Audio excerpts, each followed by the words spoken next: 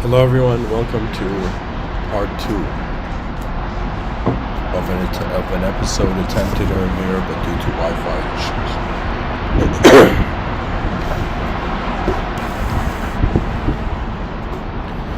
It's being resumed. What can I say? We're changing in a world. What's up with that?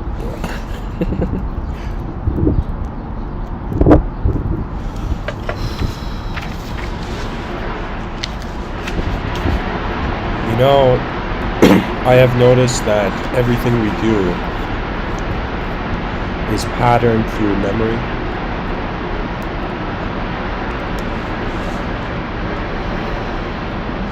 And change is ultimately force. We do have minds in this animate and inanimate world. Or the mind makes the inanimate animate, but the inanimate has an intelligence of its own that is dehumanized.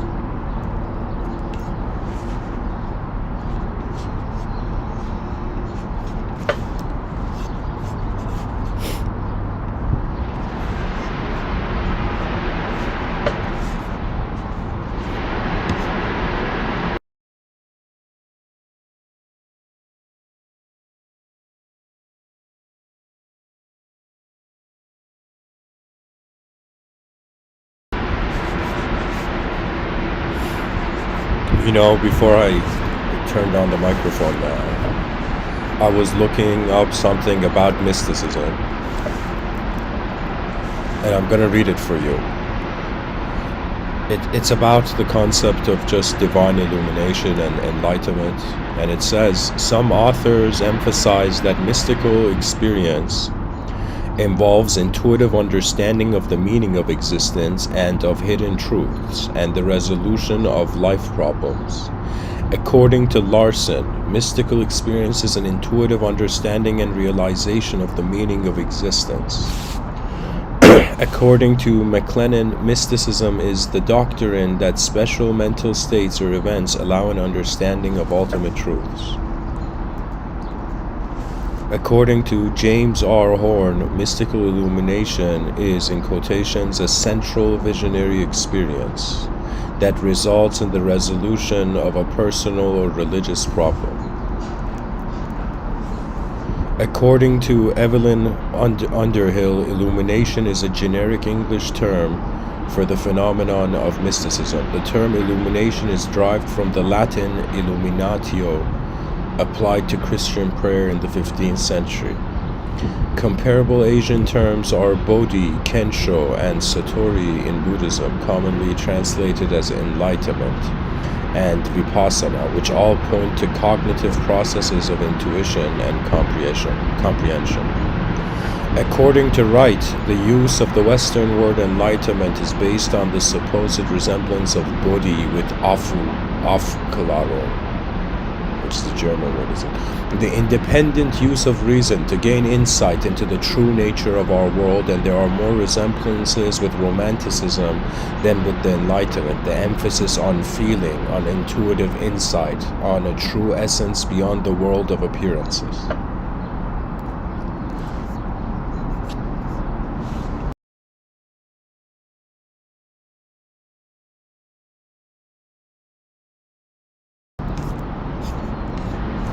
Honestly, when I think about what is of value that I can share with the listeners, is that I have noticed that we cannot, like some part of the biological existence, cannot avoid having fear. And the biggest fear that human beings have is to enter states where they are not controlling the manifestation.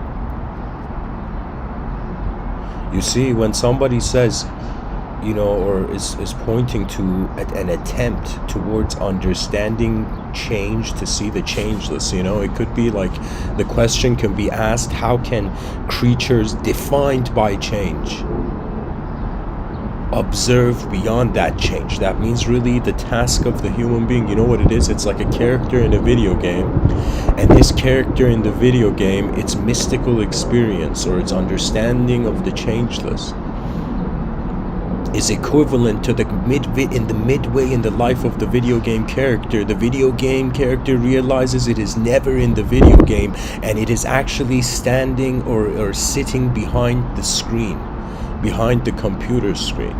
In Vedic thought, I shouldn't say Vedic thought, but in the inspiration that the voice of Sri Ramana Maharshi communicates, it's as if all consciousness is taking place on a screen. You know, I remember reading this from Sri Ramana Maharshi's works, where he says the screen of pure consciousness. That means we as a being, as whatever we are, reach a certain ability where we begin observing reality without identifying. You can say the mystical insight is equivalent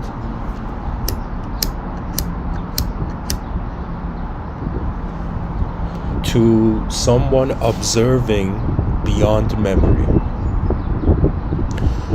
This concept of memory is important, you know, for anybody who feels that time has shackled them, has defined them. You know, there's some human beings I've noticed on this planet, they are strong-willed. And then there are some who are not strong-willed, or at least not that strong-willed in the outer realms. And so their will, it's pretty much like this. Human beings, they've each been handed like cards. Like imagine like a poker game, everybody's been given cards, right? Now these cards are your physical position. What you do with these cards becomes your mental position. Now mysticism was in some sense someone folding their hand, as if imagine a poker game, the cards you've been dealt, you fold your hand or you go all in. You know, the rest of the game is karma, samsara. You know, I could totally see a family of yogis, you know, passing down to their generations the knowing that even though you have opened your eyes in a world, could it be that the world has not opened its eyes to where it truly is? Could it be that as human beings, imagine you go and walk on the grass barefoot, you know, or you put your feet into the ocean, or, you know, you just bask in nature's, you know, magnificent, gentle presence, graceful presence. And so you are connecting with the world, the self is appreciating the world. Now imagine human beings reach a state of mind that the way they are living, nature appreciates them. Do you see? It is the journey of a self into a world and the journey of worlds into self. This is in some sense, I would say, the finale of the karmic entity. You know, that you, unless you realize the cause is not the effect, you suffer. You see, the most profound thing about mysticism, I would say modernity told me cause and effect. Don't think about it anymore after that. But I would say mysticism, the ancients, the insight they shared was that reality's source, it's as if, here's what I'm trying to tell you.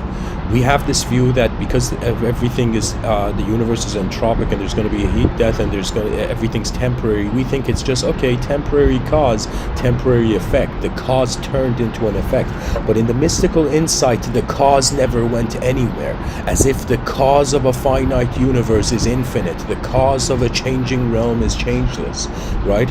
And at least we know that a huge percentage of the population who are religious, that is their beliefs. Because where is the authority of the realm, right? To me, when somebody tells me they're religious, to me it's as if, oh, nice, you have a connection with the inconceivable. How inconceivably great. But in reality, what it is man is worshipping pre-manifestation, states of pre-manifestation. I have been privileged to, you know, some people remember past lives, right? I wouldn't say I've remembered past lives. I would say I have remembered past states of mind, an unknown attributeless familiarity with attribute, as if my eyes, you know what it is? It's like, imagine, okay, let's entertain the concept of reincarnation. Let's say a Buddhist child is in a Buddhist temple and, you know, grows up, gets old, passes away, and then they're reincarnated in the same Buddhist temple, you know? Or imagine an artist draws these artworks, but these artworks aren't complete. They're like halfway or 70% done, and then the artist passes away, and then, like, 70 years, 100 years later, a child is born that looks at this artwork and feels as if it knows how to complete it, right? For me, when I wonder about what is the spirit that moves me, I get emotional when talking about this, because sometimes it is as if you cannot give a face to space, but its intelligence is there. Do you know? There was, I personally thought that one of the most biggest psychological obstacles to my life was the idea of my own non-existence, right? That made me emotional. But then I felt like the non-existence of the species and the emotions that came from that, it was as if, like, imagine your ancestors, imagine all the human beings that have lived shouting in your ear, that the clock is ticking. For how long emotions will be our masters when it comes to the future of the species? It's as if, you know what it is? It's as if on the dimension of the body, this simple strategy can be implemented. For the dimensions of mind, simple strategy. When it comes to emotions are how, like, the ego behind the eyes of the person is standing as a god. Do you understand? People are acting human. They are living like gods behind their eyes, and they don't realize it. Why? Because imagination is conditioned to feel imagination is not real, but your idea of self is made from it. And we ignore the changes of the world, not realizing we are meant here, we're designed here for it. Do you know? It's as if, like, imagine, for example, Steve Jobs, all right, or imagine like Nikola Tesla, or some inventor, okay? And imagine that this inventor, his whole life, he has been plowing through the karma of cultural manifestation, everything, the karma of nature, and the person's like, why am I here? Why am I here? Do you know? It's as if, imagine you are like an elite member of a team, a team of advanced beings, and then you find yourself in a place where the team isn't there, but you are there. Do you know? It's as if sometimes, the mightiest are sent forth prior to the might of the whole. Do you know?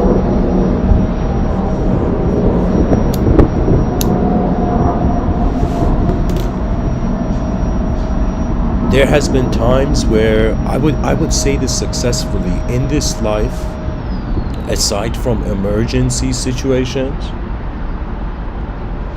like aside from situations where I felt completely powerless, those are the situations where my mind has actually spoken to the transcendental. When I give these talks, these are mainly like, just like how I open my eyes and I see the world, it's as if I open my mouth and the inner realms turn into words.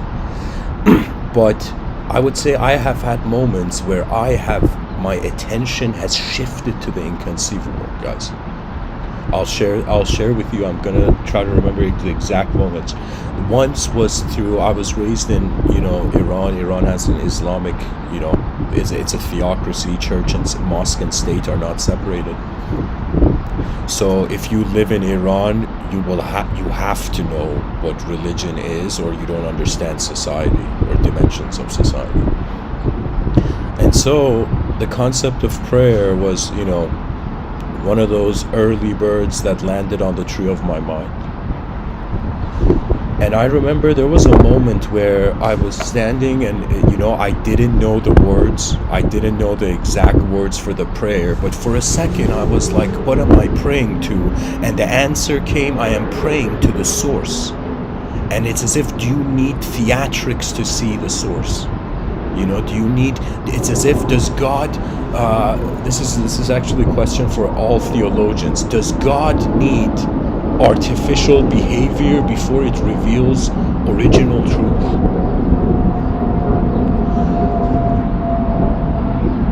I remember that there was, there's moments where, I let my heart and the world become the same and just kind of rest, I rest my soul.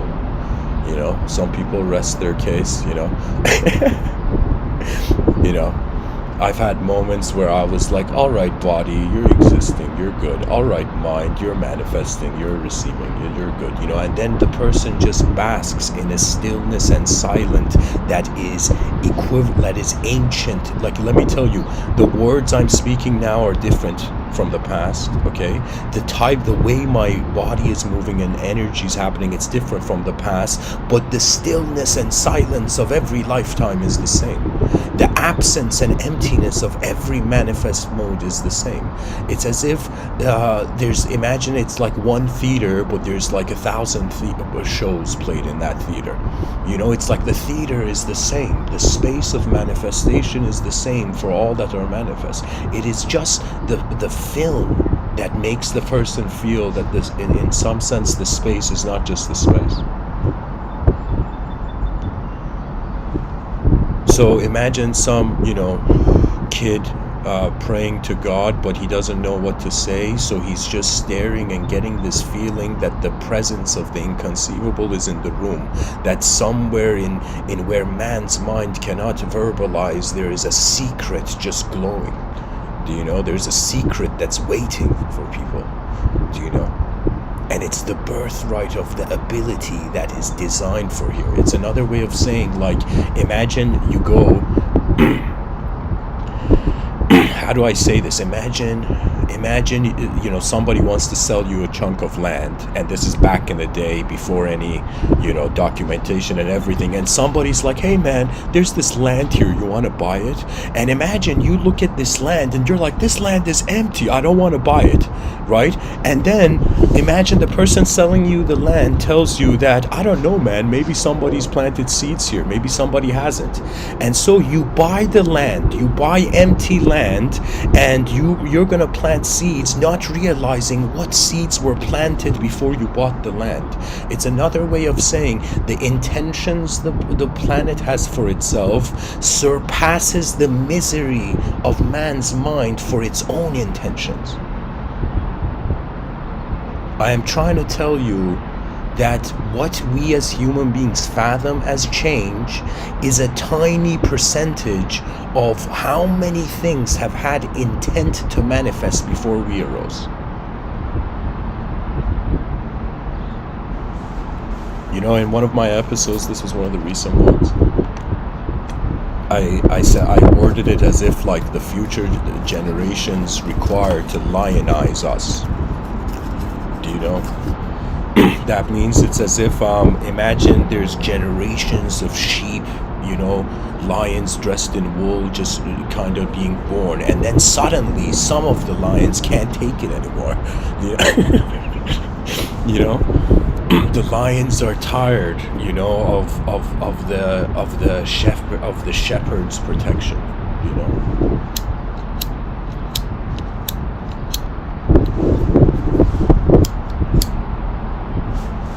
Another moment I had where I will share, I had a relationship with the inconceivable.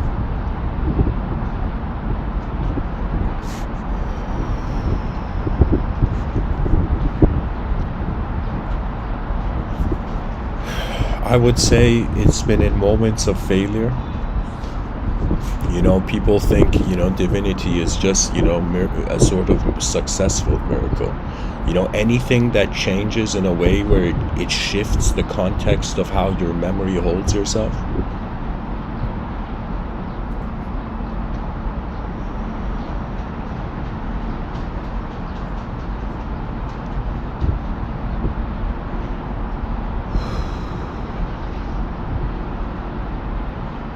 To me, I don't know how to say this, but when I look at human suffering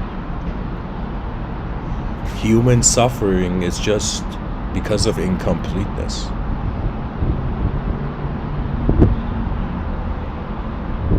We are living at a time where it is easier for the human being to perceive itself as incomplete than complete.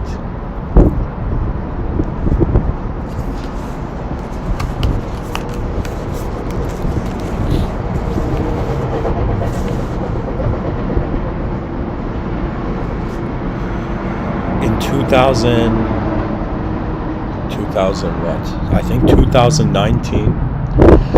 I remember I was somewhere and I was in such a dangerous situation that for a second I felt like this karmic wind hit me, and I actually felt like maybe that now is the time where I'm exiting. Right? So imagine, like, I would say some people have near-death experiences. I had a near-death experience, you know. Near squared death experience. That means it was like as if a near death experience. And I will tell you, there was a sort of level of being frightened and shocked with the outcome of like the world, the physical world that I was in, that I will tell you, for a second I just felt the empty-handedness that we all will feel when we reach that. That means life is so strange. It creates you as it displays you as a creature, do you know, that can engage the world, that can get to know the world. And what is knowledge and engagement? It is pretty much holding reality. Your body can engage with reality and your mind can welcome reality into itself, right? But it's all holding it. And imagine you reach a certain point in this lifetime where you feel like your hands, what you are holding, will be let go of. This is why in all the mystical traditions, even religious traditions, they're telling you to love your fellow man. Why? Because we're candles in the dark and the wind can blow out the candles at any time. It's as if a world of illusion is given, so we realize it can change any moment. You know, right now, you know, and I'm not even bringing in the concept of a multiverse. If I bring the concept of a multiverse, usually I think we will get there. I think there will come a time where human beings won't just identify with past lives and future lives. They will identify with parallel lives. You know, I feel we all have parallel lives, but these parallel lives are designed not to touch each other. It's kind of like you look at your hand, you see you have 5 fingers connected to the palm. Okay, so it's as if, imagine now the human being had 5 parallel universes where it existed in, but they were all connected to one greater, inconceivable to each finger kind of universe. That means it's as if poetically, the hand of God is how many dimensions are held at the same time. You know, poetically, God is like the king of manifestation, and the king of manifestation is the origin of mind. You know, I thought about it, guys. This is something that if I ever find a hungry pack of theologians, I will challenge them on this. That to me, God is a metaphor for consciousness. It's a metaphor for awareness. It is that which is the source of the world for the mind, you know, where the mind is accessing the world. And it is that which has been watching itself in every moment of its life. Right? That means if a person's like, okay, what has been watching me from every moment of my manifestation? And so if you're religious, sure, you have the concept of God. But if you want to experientially verify this question, like try to wonder about its answer, you're going to see that awareness, which is different than consciousness. Consciousness is conditional to something, to some form. Awareness is another way of saying space knows it's being space. Okay. Now, the space, which is attributeless, has been that which has remained the same. What I'm trying to tell you is that God is the eyes of our eyes that has been the whole moment. These are all, you know, there's a metaphoric value to everything. You know, a lot of continental, like, people don't know this, the main weapon of the continental philosophical warrior is the metaphor, really.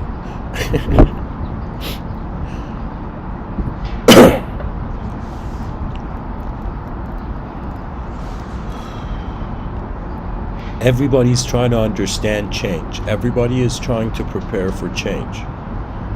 But the incredible thing is, we don't even know what we are that is changing. We see certain dimensions that change, but we don't know what we are. Do you know? That means if you ask the person, hey, do you think you are, you know, Do you think energy dies? Do you know?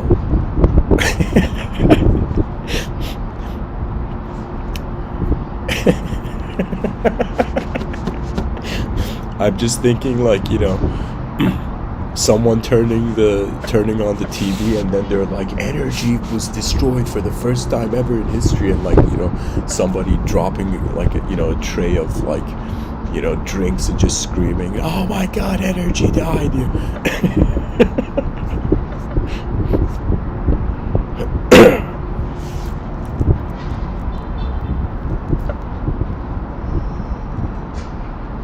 Really what it is that the mind is living as space.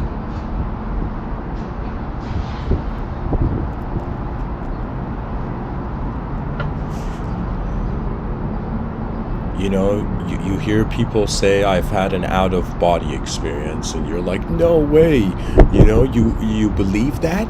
And then there's some people who are like, I've had an out-of-mind experience. And the beautiful thing about that is that it's the liberation of memory-shackled identity into the best word I have found for it is presence. You see, we all know that truth, if we make it synonymous to life, it is present. Really, on some existential level, the purpose of all human beings has been achieved, by just existing. The purpose of existence has meaning, but when it comes to after you have existed, it's as if, what then with the experience? In one of the talks I was giving before, I envisioned that the future generations, the educational system is going to become so advanced that in some sense children in every year of their educational system are studying in different parts of the world. The concept of the student is going to be replaced with the concept of the traveler.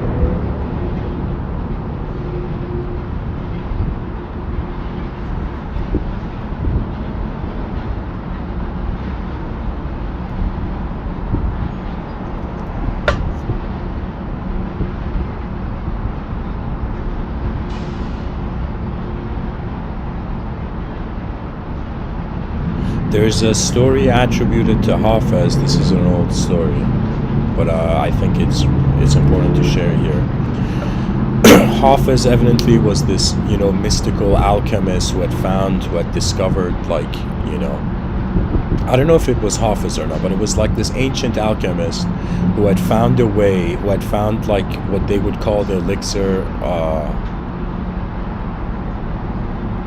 of life, or the philosopher's stone. I don't know what it is, which one it is, but pretty much it's this idea that they could turn lead into gold. They had discovered that, right? And so this guy who can turn lead into gold has gone to this shoemaker back in the day, and the shoemaker is this old man with trembling hands, and he takes this young, like, let's say this guy's in his 30s, and he takes this guy's shoes, and this old man barely grabs a hammer, but he's so dedicated, and he just starts fixing this young kid's shoe. And then for a second the old man goes to another room to get something, and this kid is like when his shoe's about to be completed, right, like fixed, then last second this alchemist is like, yo man, this old man is working at this age, he's like 90 years old, he's still fixing shoes. It's as if let me turn his anvil, which is made of lead, into gold, and then he'll have enough for the rest of his life to live peacefully and to never work again.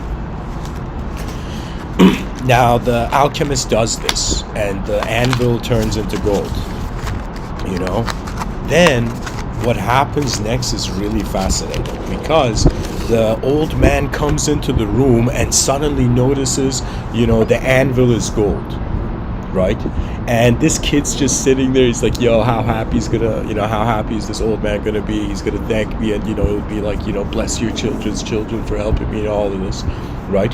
But what ends up happening is that this old man, right, with trembling hands, he gets super angry, and he says, who told you to change this into gold? Change it back. you know, as if he's shouting at the kid, who told you to interfere, you know, with the faith that life already has, you know, something like this, right? And so the kid's like, buddy, you know, this is gold, go sell it, you know, go live a good life, you know, you could have your own farm and everything and all of this, right? And the guy's like, no, change it back, who told you to turn my anvil into gold, you know? Imagine we realized this guy loved lead, you know, he just loved lead. But anyways, the alchemist freaks out and he says, I'm sorry, I can't turn it back. The alchemical technology has just given us an ability, like alchemy has progressed so far to just turn something into gold, turn lead into gold. I don't know how to turn it back. And this kid is there, and something happens that changes the life path of this alchemist.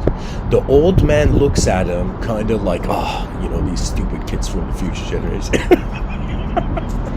The old man looks at the alchemist and is like, ah, kids, you know, and he touches the anvil, and some mystical event takes place, and the anvil returns back to lead, you know. And this alchemist throws away his alchemy book. He throws the knowledge from the past to truly learn the knowledge of the present, which in actuality is bestowed, is blessed from the future, you know. Sometimes I think that in yogic thought they say the sadhu, the truth seeker, goes and meditates and becomes honest and authentic and, you know, tries to return to its original true nature. And as the sadhu, the truth seeker, does this, the truth seeker will attain and will gain abilities. You know, for example, like all those people who thought yogis levitated, the legend brews from here, stems from here. That those who walk towards truth start getting abilities that resemble it. Now, something that in yogic and Vedic thought they advise is that, sure, you truth seeker, you're going to go seeking the truth and you're going to get abilities from the truth, but you must be careful that your ego doesn't use them. That means if you egoically live in the reality of a collective being, you will suffer or you will be kicked out. What I'm trying to tell you is that if the sadhu was attached to the power, if the being was attached to their recently gained power, they would in some sense miss out on where the power points to. In reality, I will tell you, the most powerful beings are not like, kings that have put on their egoic crowns. It's not like, elite dictators that are the most powerful. The most powerful human beings, or the definition of the most powerful being, is the untouchable being. That means a being bestowed with a nature that is so selfless, it is the changeless. You know, it's as if the being's like, where has the world been changing this whole time? Oh yeah, it's been changing within me. Right? What is within you, I don't know who said this, but there was this quote, maybe it's attributed to the Buddha, I don't know who it is ascribed to, but the quote says, what is within you is beyond what is without you, what is in front of you. The intelligence of the human being is superior to the existential conditions of the human being. The body is here to, it's pretty much the body, somebody has to say it, it's like an Iron Man suit for mysterious attention. Everybody believes in the free will, but the free will is the one choosing the beliefs. Therefore, it cannot be believed or disbelieved.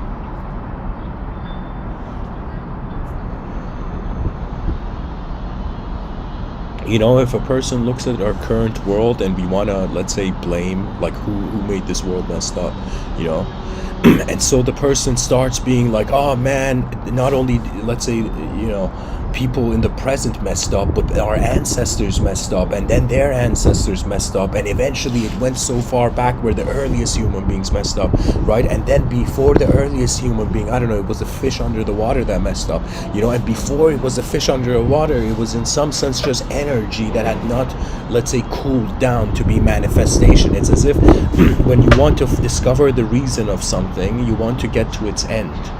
And when we want to reason our beginning, we want to get to the end of our beginning. And the end of our beginning is beginningless, which is another way of saying every person, if you really want to truly get a metaphysical experience, this is a suggestion, that try to remember who you were when the memory, your earliest memory, took shape. You will be fascinated to discover you are a momentary presence. The body is not our true body. Now, let's say you're a human being, okay? 4.5 billion years of evolution, right? You have this sophisticated Iron Man suit, where as the subject of the ego inside seems to be moving it, but that's an Iron Man suit of its own as well. And so, in a changing world, if through simplicity and honesty the person looks at what change is, it is the illusion of choice, and it is the truth of nature. It's another way of saying, at the far edges of our mind, we are being the whole world. But as long as a body, attention is in the station of the body, or attention is stationed in the body, then in some sense this is what we've got. You know, it's like a hungry animal body with desires of immortality. Like, it's just so precious. You know, right now, because we don't have immortal technology, the egos feel powerful. The moment immortal technology sets in, imagine one day you woke up and everybody was an eternal being. Immortal being. But that means they can't physically die. Then you would see there is no cool or uncool person. There is no good and evil in an immortal universe. Do you know? Because in a world where the changeless is the causal position, there is nothing. I am telling you, it's as if eternity realized it can be anything and nothing. You know, imagine being a kid raised in a metaphysical culture, and you're like, wait a minute, you know? Is everything God moving? Like, what is this?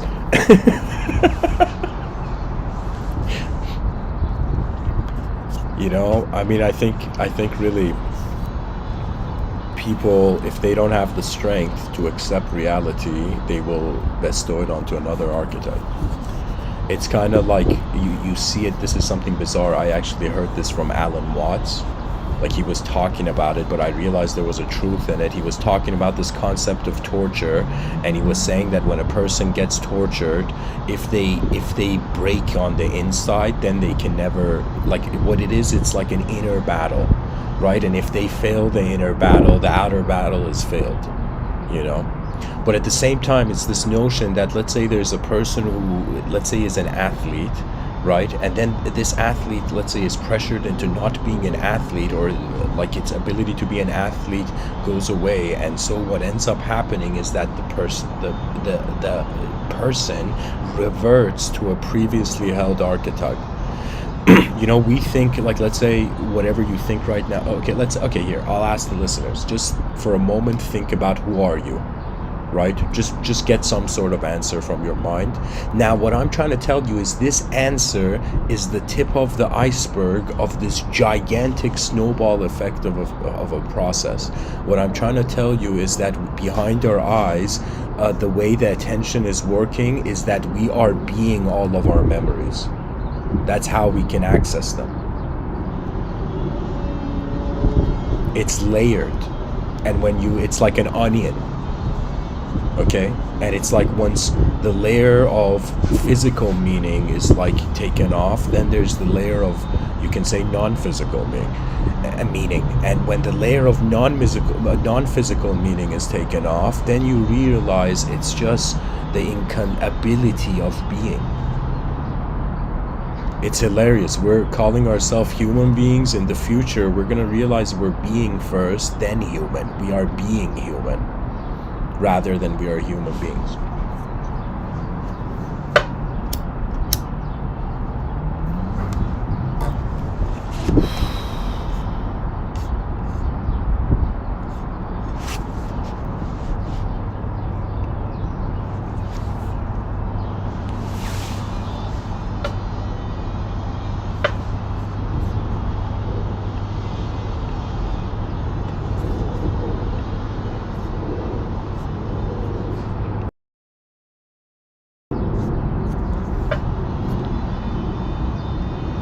Do you know how many people have played games with the world? Do you know how many people have interpreted how the world is changing differently? It's remarkable. It's like we're thrown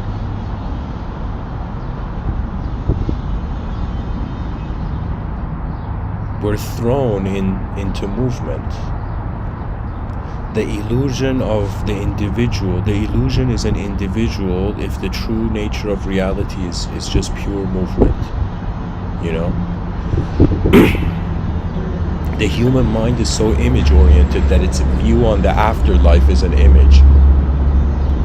People in different religions, I don't know if people know this, but certain religions, they entertain this view: if somebody does good deeds, like in life, in the afterlife, God's gonna give them a house. Like if you build a house, God's gonna give you a house, something like that, you know, as if there's afterlife real estate.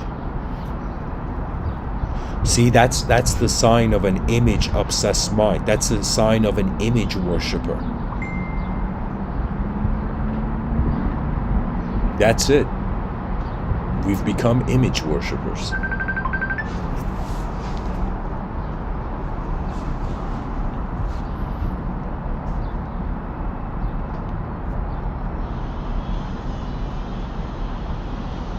You know,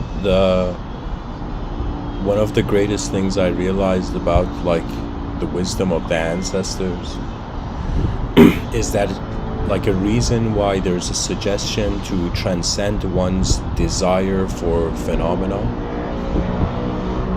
is because everybody is like a unique gift for the planet. You have been imbued a nature, a way of being human that no other human being has been given. You know, we're all different eyes of one planet.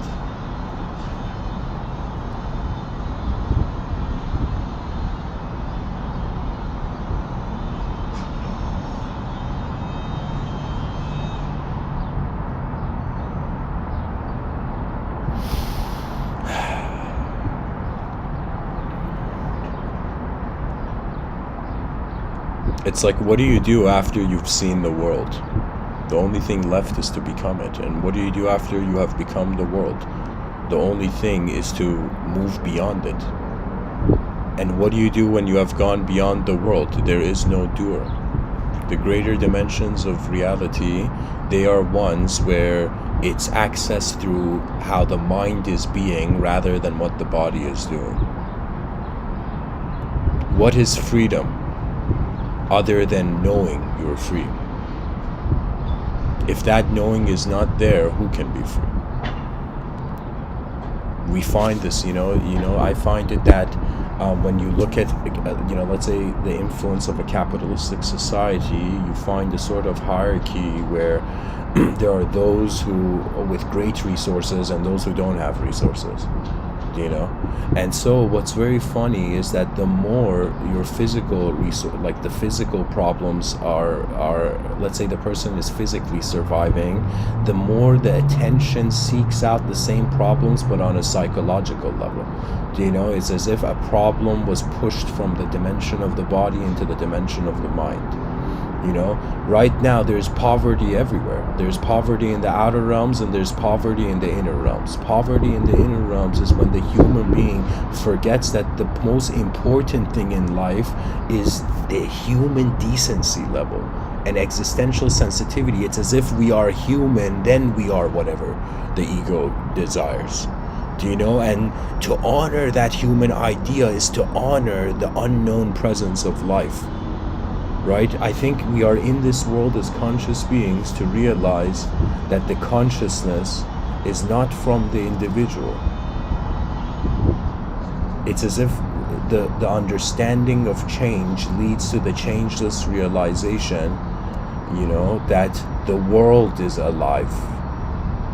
We are just how this chapter of it is written. You know? Alright guys, I need a quick intermission. I'll be back.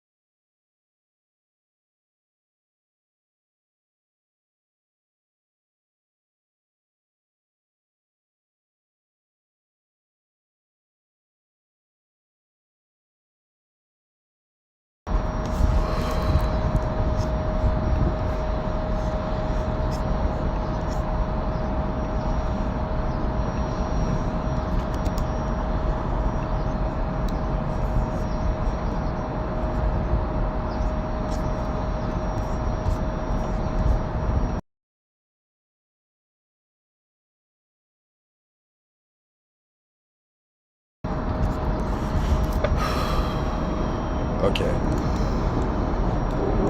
Let me see what makes sense here. Alright, I'm going to go into a quote tunnel on the concept of change. Let's see what those before us have said.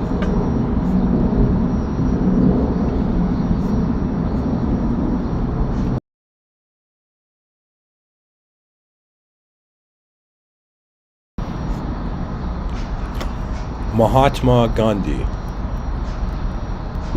You must be the change you wish to see in the world. And you know why Gandhi says this? Because the change you see is not the change that everybody sees. Somebody can notice, like imagine 8 billion human beings on a boat, and one of them realizes the boat has a hole in it, right? And it's as if regardless of the oblivious nature of the rest, you know, it's as if the civilization is a boat, and if we let this boat sink, we have been the stupidest species on the planet. The most, when I say stupid, I mean the most ignorant. You see, there's no such thing as stupidity because the knowledge is always there. It's just how much access you have to it.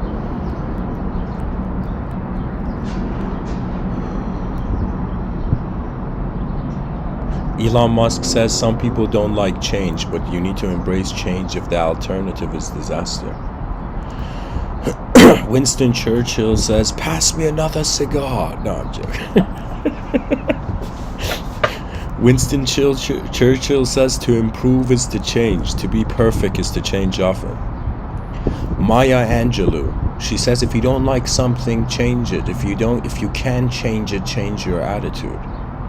Frederick Douglass says if there is no struggle, there is no progress. Wayne Dyer says if you can change the way you look at things, the things you look at change. And you know, guys, why Wayne Dyer was, you know, as the modern poet says, my boy's super smart.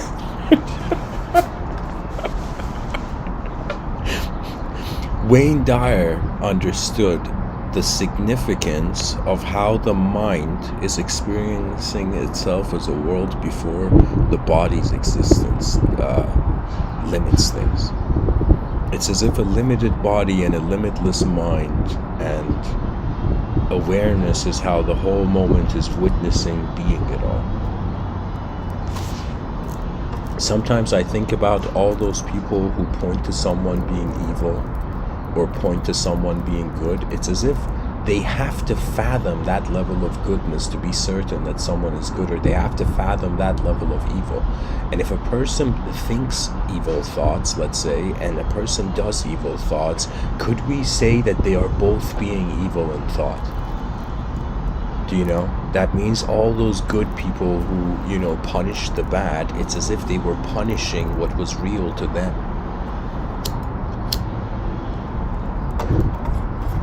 I don't know who it was, but some sociologist was like, yo man, you know, society's a machine. Do you know?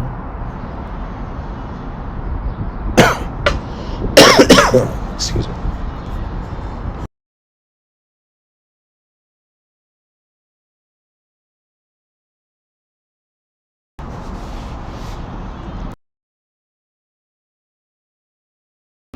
And of course, machines, so far, they are not mindful.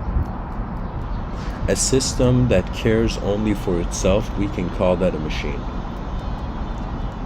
A system that is conscious of other variables, which has access to an emotional dimension.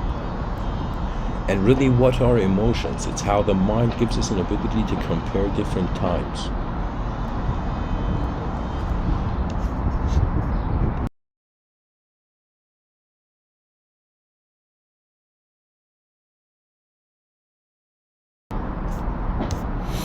Anyways, to keep going with this, John F. Kennedy, change is the law of life, and those who look only to the past or present are certain to miss the future.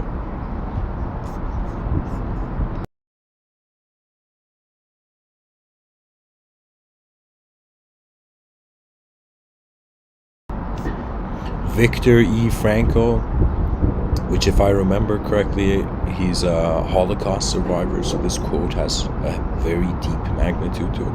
Viktor E. Frankl says, when we are no longer able to change a situation, we're challenged to change ourselves. And this is really it, guys. Some situations in life, if you can't change the situation, what do they say? They say rise above it. It's like a bird on a branch that doesn't have a good view, and it's waiting for the tree to like grow and change, but in some sense the bird has to fly into the sky. That's right there.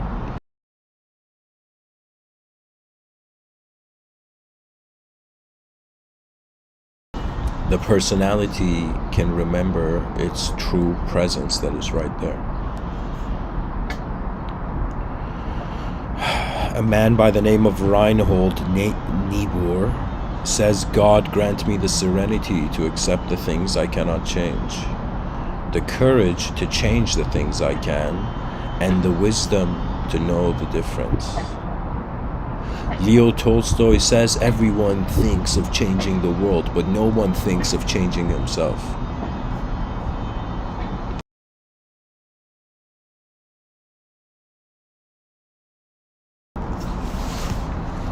And you know what's funny? When we change ourselves, the world changes. Alan Watts says the only way to make sense out of change is to plunge into it, move with it, and join the dance. Lao Tzu says if you do not change direction, you may end up where you are heading. George Bernard Shaw says progress is impossible without change, and those who cannot change their minds cannot change anything. That means what's the biggest obstacle? Changing our mind about change. About what change means. You see, if the inner realms don't move, the outer realms are left being the animate force of definition. But if the inner realms move first, it's another way of saying if your mind is faster than your body, you will begin to see a spirit to nature. You know, but if your mind is slower, then it's as if, you know, you're waiting for the world to move you before the self can actually use how it can move everyone.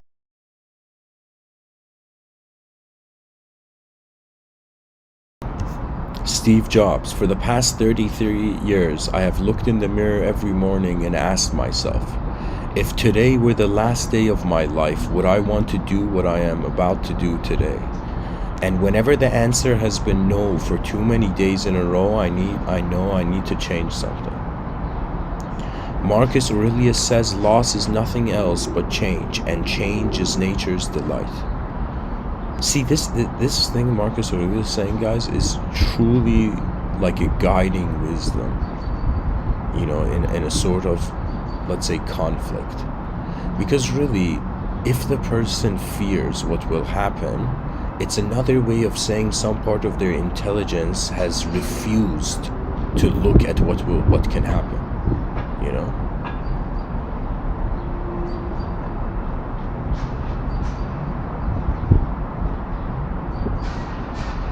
Fear is a blindfold, guys.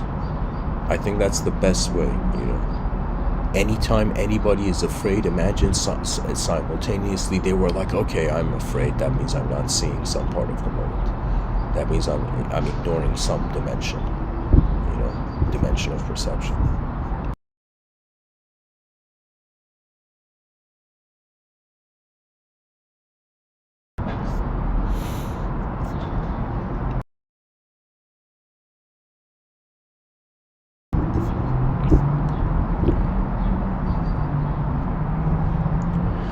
Heraclitus says there is nothing permanent except change. Charles Kettering says the world hates change, yet it is the only thing that has brought progress. Henry David Thoreau says things do not change, we change.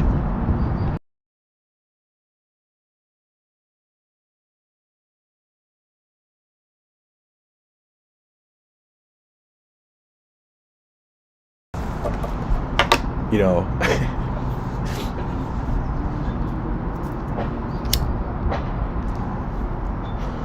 we've reached a point in, you know, the history of philosophy where some philosophers are like, you know, for the love of God, somebody change, you know.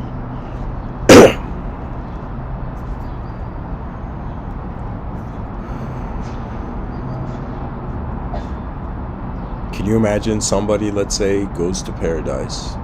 Let's create a story here. Let's say somebody goes to paradise and then God's like, okay, you made it to paradise, what do you want? And the person's like, I want change. And God's like, okay, here's some quarters and nickels, you know. And the person looks at God and says, no, I want existential change, universal change. Imagine, it's as if you had one wish, and imagine you made that one. Imagine you had 3 wishes, but for the first wish, just you only needed 1 wish. Imagine.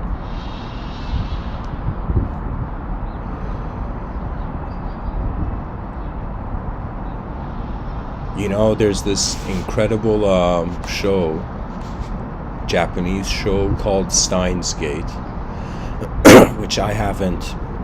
This comic book turned into a show, you know. And I've seen a few episodes of it, but to me it was very brilliant because it was showing a group of time travelers. I saw this years ago, I think 2 years ago I saw this. And there were time travelers, and these time travelers had found a way to travel through time, but the moment they had gotten into an uncontrollable kind of karmic cycle of the moment you change one thing, it's like you've changed other things. So it would be as if the main character would go save this girl, right? He changed the past, and then suddenly he saw like his girlfriend was like, didn't exist or something, you know what I mean?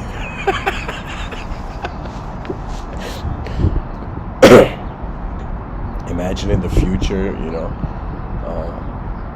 when there's time travel technology, the biggest sales demographic is like, you know, couples, you know.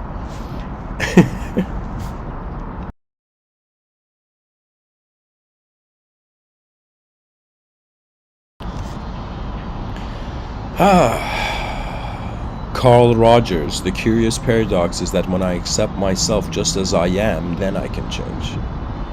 Carl Jung says we cannot change anything until we accept it. Condemnation does not liberate, it oppresses. Carl Confucius. It's just Confucius, guys. Only the wisest and stupidest of men never change. I hope he's not explaining from experience yet. Bob Dylan says there's nothing so stable as change.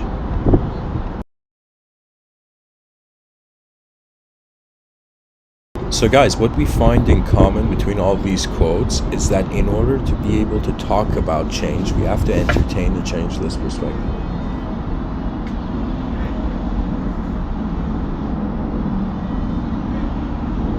Robert Anthony says, when you blame others, you give up your power to change.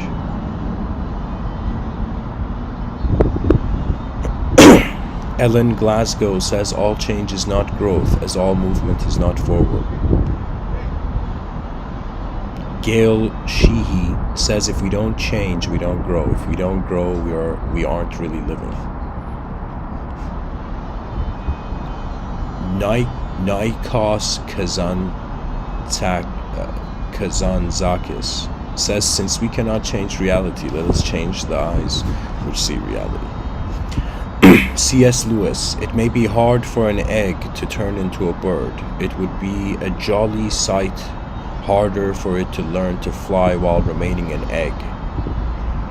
We are like eggs at present, and you cannot go on indefinitely being just an ordinary decent egg. We must be hatched or go bad.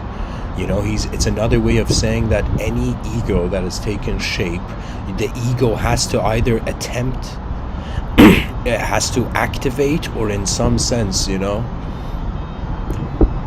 either from within life enters the world, or from without the egg is destroyed.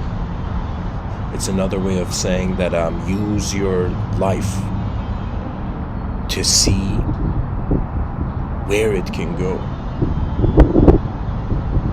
That's the ultimate motivation. It's as if the era where no longer motivational speakers were needed, because human beings became conscious of their mortality, became conscious of the privilege of the lifetime to, in some sense, pilot attention. And so it's another way of saying that not only enjoy wherever you are, but the moment you become a pilot, there's greater skies. That's it. The edge of the unknown is its reverence. The edge of knowledge is the reverence for the unknown.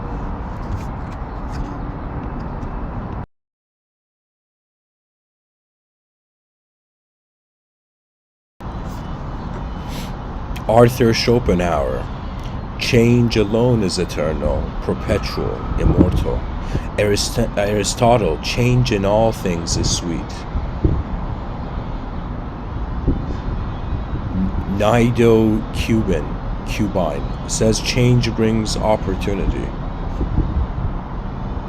Anatole France, all changes, even the most longed for, have their melancholy, for what we leave behind us is a part of ourselves. We must die to one life before we can enter another. Woodrow Wilson, if you want to make enemies, try to change something.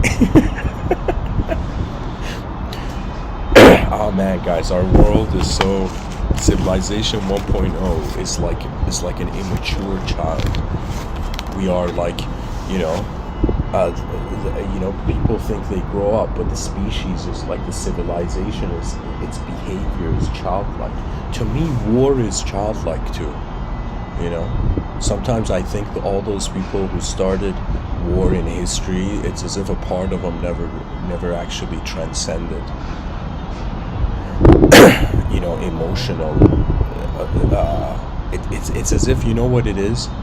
If you are truly able beyond this world, that ability doesn't need to necessarily change this world. It's as if somebody who knows they're a great fighter, and let's say, a passing by ego challenges them, like they don't need to fight. Right, just the knowing is enough, because people act to on some level prove to their own psyche what they are, right? But if you already know what you are, the outer behavior of it is unnecessary.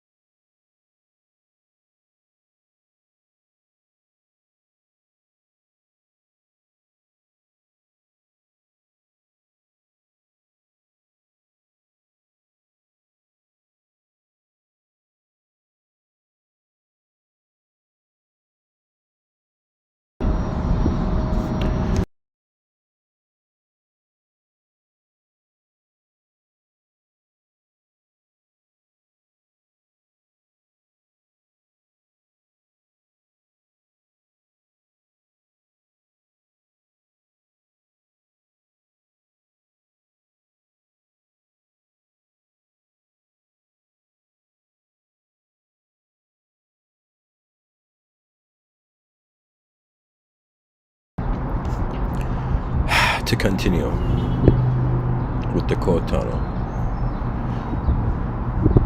John Bon Jovi says miracles happen every day. Change your perception of what a miracle is and you'll see them all around you. Isaac Asimov, it is change, continuing change, inevitable change that is the dominant factor in society today.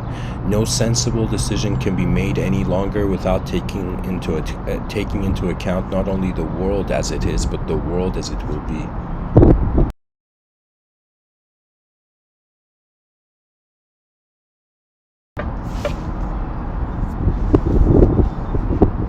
People don't know this, but futurists and sci-fi writers are actually human beings that love their species to fathom its future.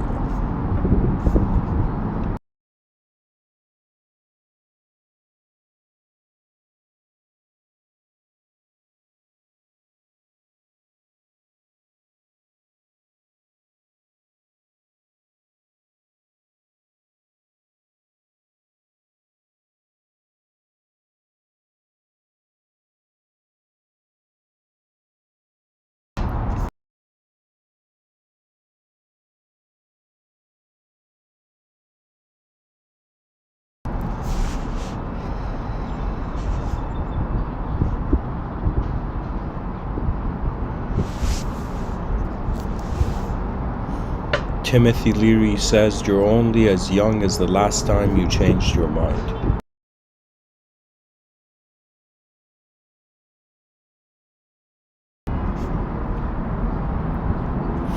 Jack Layton, my friends, love is better than anger, hope is better than fear, optimism is better than despair, so let us be loving, hopeful, and optimistic and we'll change the world.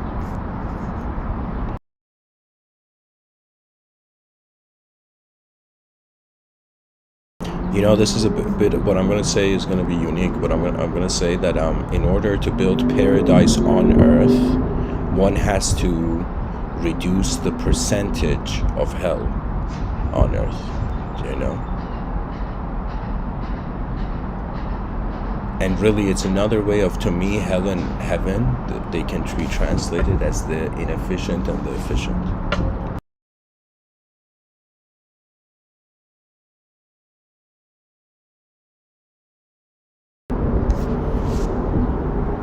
William Glaser says if you want to change attitudes, start with a change in behavior.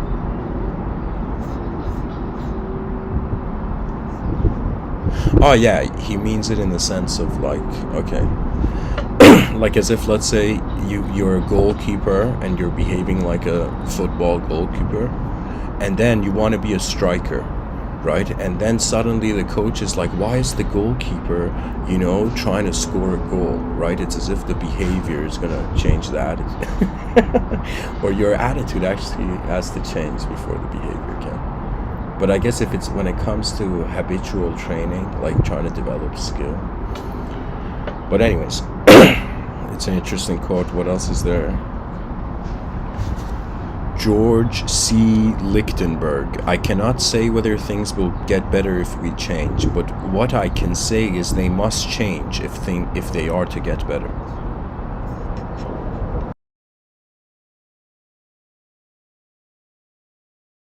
And the final quote of the quote tunnel, Johann Wolfgang von Goethe. He says, life belongs to the living, and he who lives must be prepared for changes.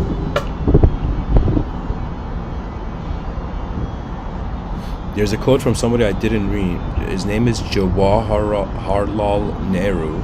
He says ignorance is always afraid of change. And Goethe says life belongs to the living and he who lives must be prepared for changes.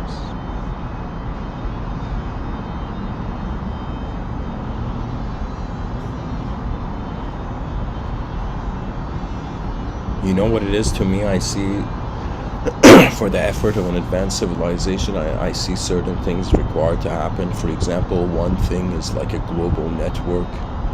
You know, there needs to be, like, human beings need to be on the same page as when it comes to the honor of the future of the species. And then afterwards, it's like there has to be a sort of chess. It's as if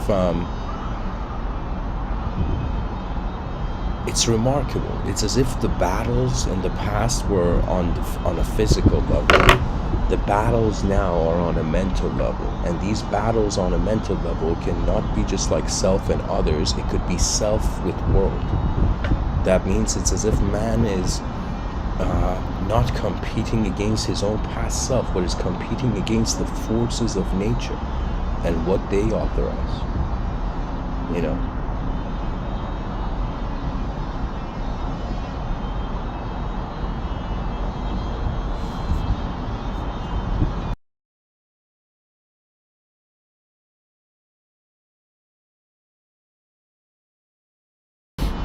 Anyways, that's the end of the quote tunnel.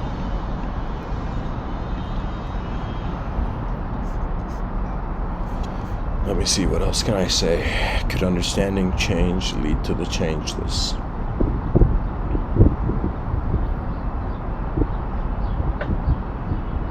If understanding is experiential, yes. If understanding is ideological, never. And in the subtitle, I've written Teachings of the Eternal. I remember why I wrote this. I was thinking as if an eternal being wanted to teach a temporary being. How would the temporary being be a student of the eternal? That means imagine you had like an immortal friend, or like an eternal friend or something, right? And this eternal friend's trying to explain to you how the eternal view is, right? But you're a temporary being, and everything that it's as if like the songs of eternity, even though unheard by the temporary, go unheard.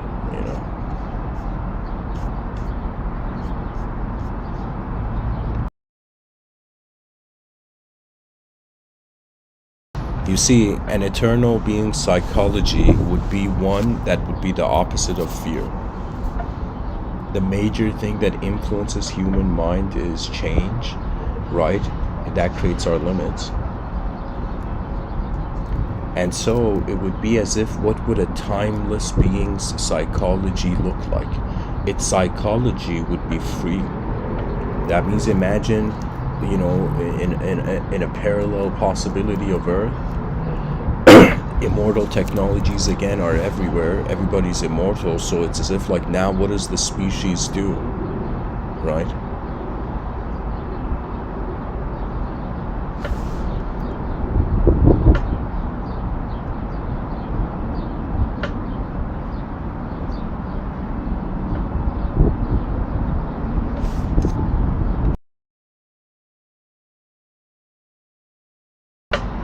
It's kind of like a philosopher being like, okay, how would I live my life if there was no death?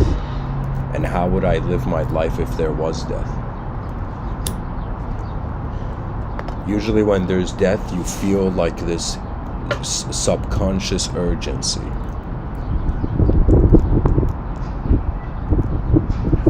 But if there was no death, I would think it would be as normal as it is now. It would just be like endless consciousness of change. So death is like a dimensions being taken away from existence, but if there was no death, it would just be endless dimensions added. I would say a new type of knowledge will come into being.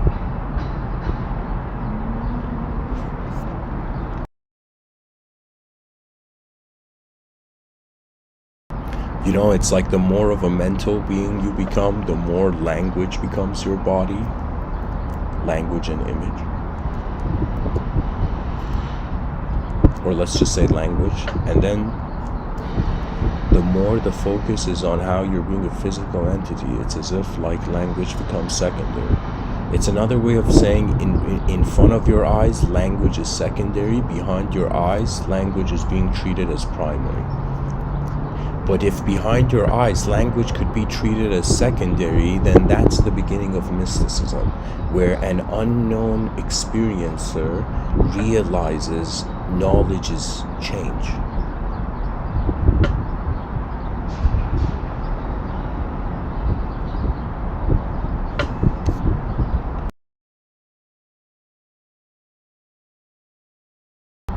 when you think about our ancestors, they would have a lot of movement from the beginning of the day to the end of the day in nature. Like they would, climb trees, sharpen spears, their body was engaged with, let's say, with their ecosystem. But ever since human beings moved towards the path of civilization, they have sacrificed that sort of wilderness, connection to wilderness, and we are in some sense being moved by inner ecosystems. The formation of a belief is the most bizarre view in the void. It's as if like nothingness, but nothing believing it is everythingness, everything,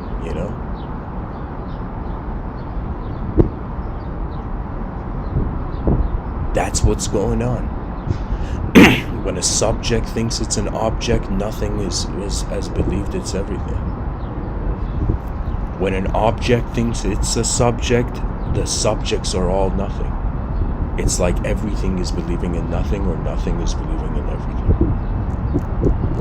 Everything believing in nothing is another way of saying trust. Nothing believing in everything is distrust. You see, the world will be left to every human being's mind as having some sort of value. Now, where is the value of life being given? Like when a person, let's say, you hear a university lecture, and so it's as if you are thinking to yourself, when I'm clapping for this, university lecture, it's like, am I clapping for how my mind created him for me, or am I clapping for him? Do you know what I'm saying? It's as if like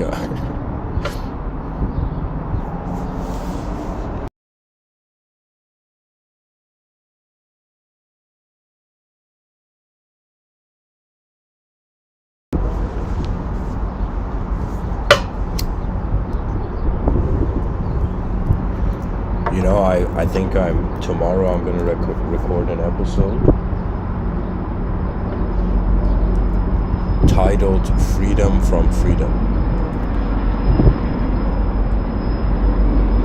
And then probably one after that called Freedom for Freedom. There's so many ways the world hasn't been looked at. The ability of the human mind is that it has access to two worlds. And the best thing I tell people, treat your body like a soldier, your mind like a commander, and your unknown soul as the general that is not in the room. It's another way of saying the soldiers that are in the battle, they're inside the simulation. The commanders who are commanding the soldiers are inside the simulation. The general is standing at the edge of the simulation.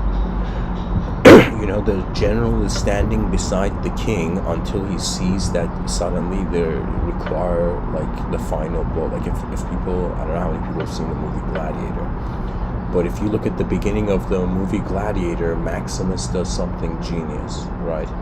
I mean, the movie's designed that way, like written that way, but I'm telling you, there's a genius in that scene where he, in some sense, decides to have this frontal attack and then a side attack.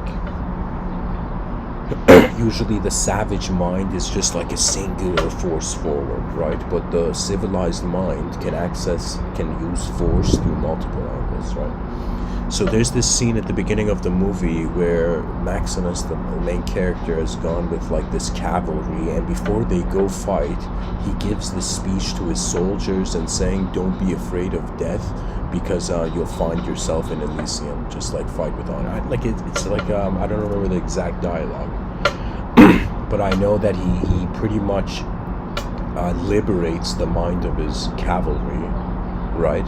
He just frees their mind so they can have confidence without interference, or without inhibition. And so then he does this like side attack and they win, right? And it's like this notion that when in one dimension of your intelligence there's a conflict or a struggle, it's as if there's a physical problem, the mind's like, what's up with this? The mind, the commander is responsible for the soldier's destiny. The general is responsible for the commander's destiny.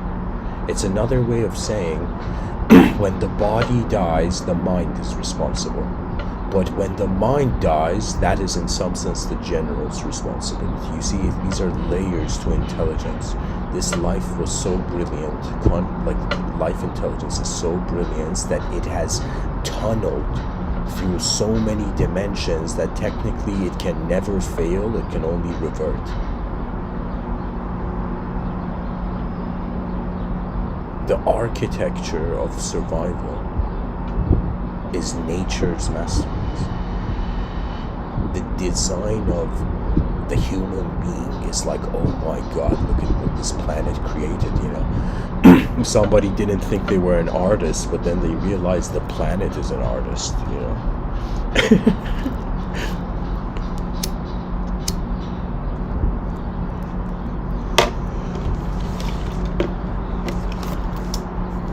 Pretty much to me, when I look at history and human psychology, like, it's just human beings being born, and then they react to the massive amounts of emptiness and meaninglessness in life, and that fear causes them to make a choice. Their choice animates as a self in a specific world.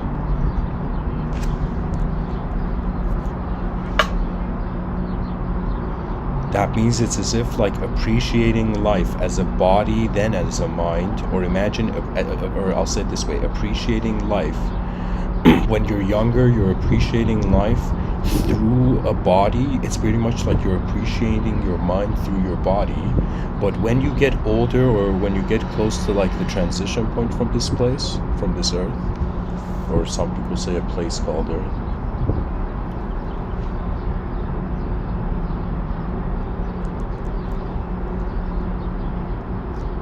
it's as if you appreciate your body through your mind. Do you know? It's another way of saying, like, the more you live on, the more days, the more laps you run around the sun, the more you're having memories take shape based on the body and mind moving each other. And the task is to, at least for an advanced civilization, to create an efficient way where the children born into this world can get to know the dimensions there. That means it's not teaching ideas anymore, it's teaching probabilistic realities. That means the way, it's hilarious, it's like knowledge is a multiverse for a singular universe. You know, it's like the human psychology is like multi-dimensional behavior in a singular dimension.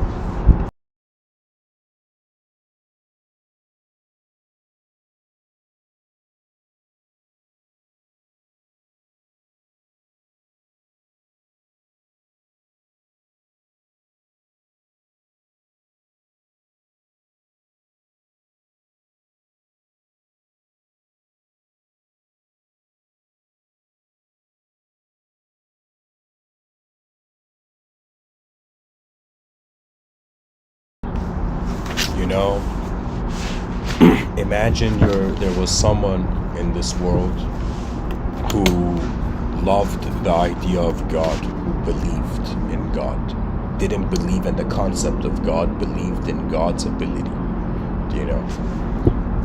And so imagine there was a moment that this person was in a situation, let's say this random person was in some, you know, intense, you know, bizarre situation, and in that moment they keep calling to the authority of the realm. You know, it's like imagine like a very religious person is like a child in a cradle crying out to its parents, you know, to that which has brought it forth, you know. And so imagine, you know, instead of now a child in a cradle, it's like this person who believed in God reaches a point where God is as if telling him, if you believe in me, then believe in what I have created, you know. It's as if like the most bizarre thing that if you to believe yourself is to properly believe God. You know, it's as if trust in the original, trust in how the first domino was pushed.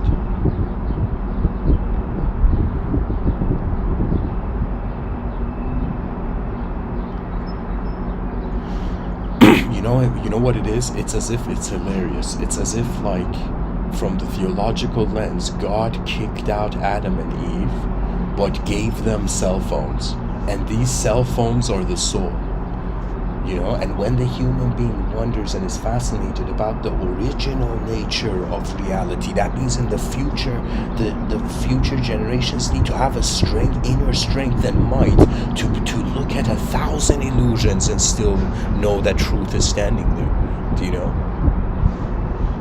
Right now, language is just one simple simulation. It's as if our planet has just one box over its head, and that's the source of the problem. The future generations, if we mess up, they're gonna be boxed into so many ways reality can mean something, only to realize that their nature, their presence is the divinity in the room. The man who believed in God realized he had forgotten to believe in himself, which was why manifestation was created from the religious lens.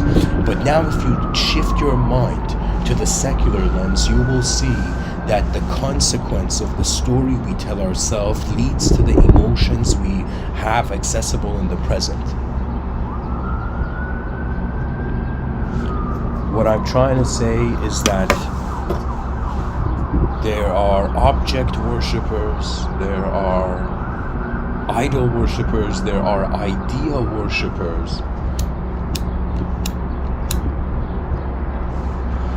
and I was about to say there are experience worshippers, but that's the thing.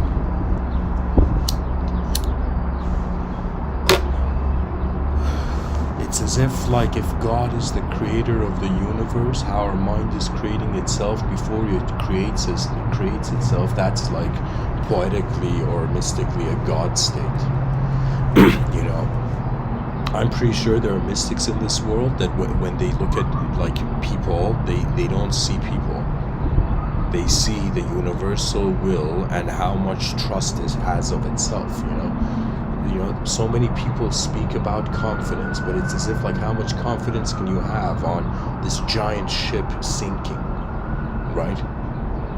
Like how much confidence can a person have in an inefficient civilization? Eventually confidence turns into the rage that is the guardian angel of the future. You know, people don't realize like what's gonna happen is that the more we mess up as a species and the world becomes a worse place, the more that moderators of the realm will happen as chaotic events. That means based on how we all live, the future is either going to become a graceful place or a wrathful place.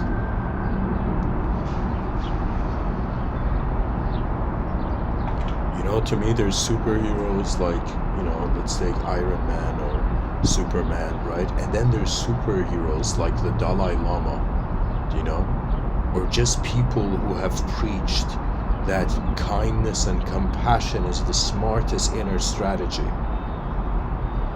You know, it's as if you find your original self, you find the original state of how you're being a self.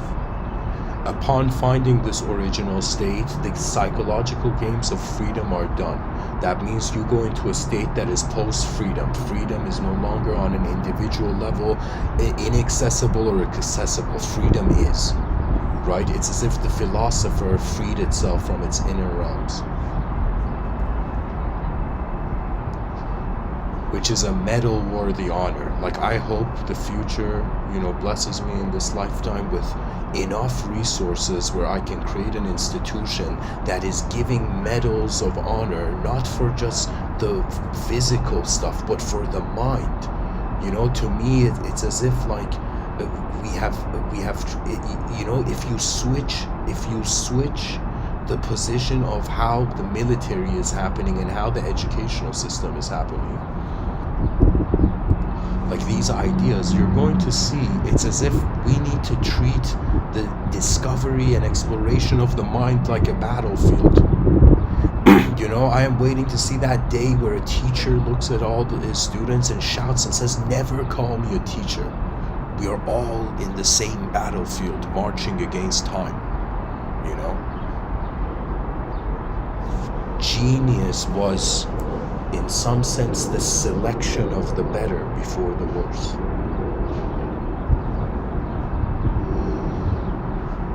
And the militaries in the future, I mean, obviously they're all going to be robotic, right? Or cyberspace war and robotic war. Like when somebody thinks about what kind of war can happen, it's either like, you know, it's like war is so stupid. It's like pressing one button and deleting history. It's the dumbest thing, you know? Nature's like, yo man, I'm building something here. I'm trying to build a species that becomes interstellar, and human beings with egos are like, I don't care, I'm upset, you know, nuclear war, you know.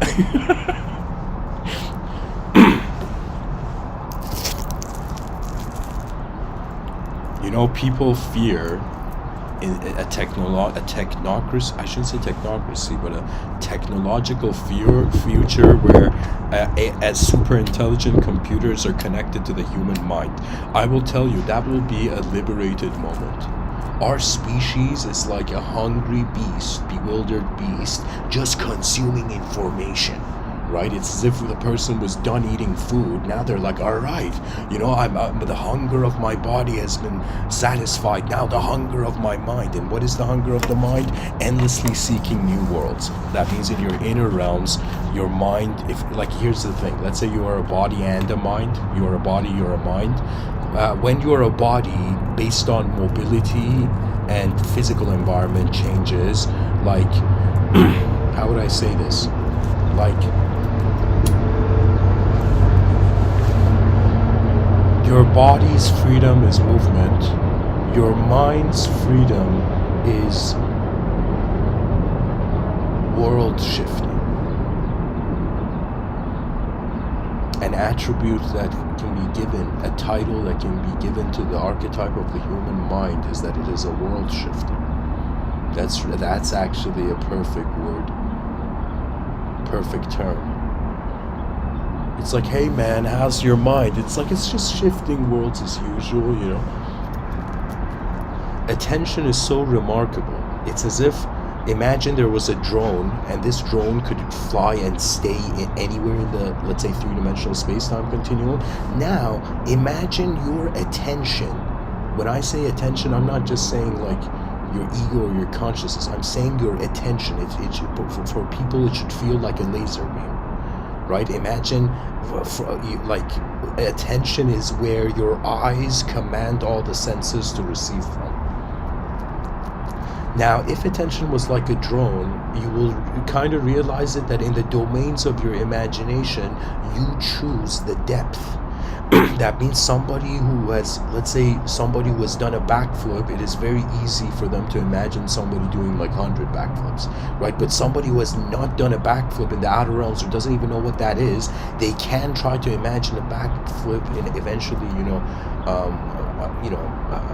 analyze the environment to find clues that suggest greater dimensions are required to explain. I don't know if people know this, but hopefully I'm getting the name correctly. I think it was a man named Andrew Wales. I think it was Andrew Wales, Wales, I don't know which one. But it was this genius mathematician that had solved Fermat's last theorem. And Fermat's last theorem, guys, imagine if mathematicians were like warriors trying to solve quests, like trying to... the Fermat's last theorem is like one of the millennium questions. It's one of the most hardest things, one of the most, challenging things to prove, like one of the hardest mathematical problems ever to solve, right? And so this guy named Andrew Wales, let's say, Andrew W. Andrew W. He solves Fermat's last theorem.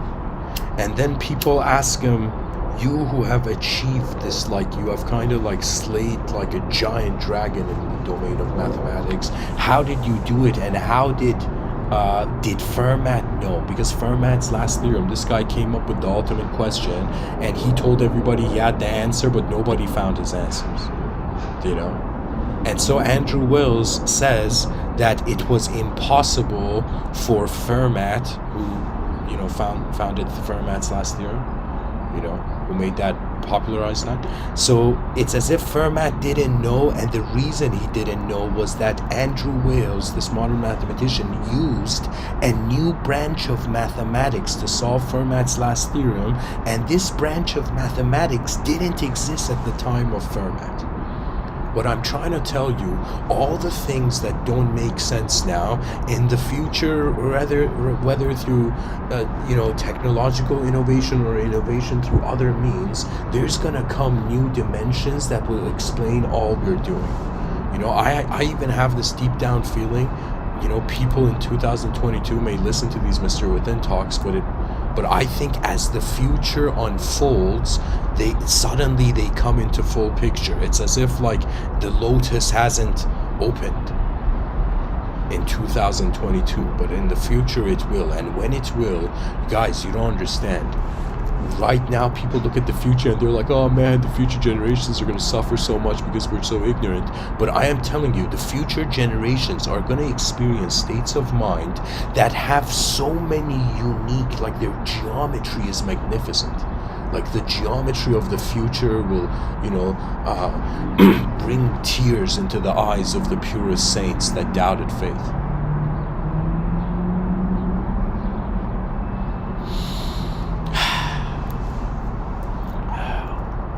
Sometimes I think, are we dying in the world, or is our world's dying in us? All dimensions of the human mind can be classified as a relationship with zero. I was saying this in part 1. A relationship with zero, which is the zero dimension, which means whoever you are, train your mind in these dimensions. If you want to be an advanced communicator in this lifetime, in this plane of existence, you know, in this place called Earth, I would tell you,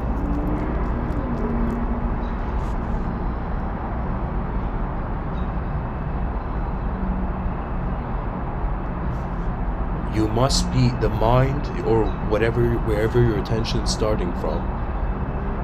You must, in order to be an advanced communicator, you must be able to be conscious how any sort of communication can be absent.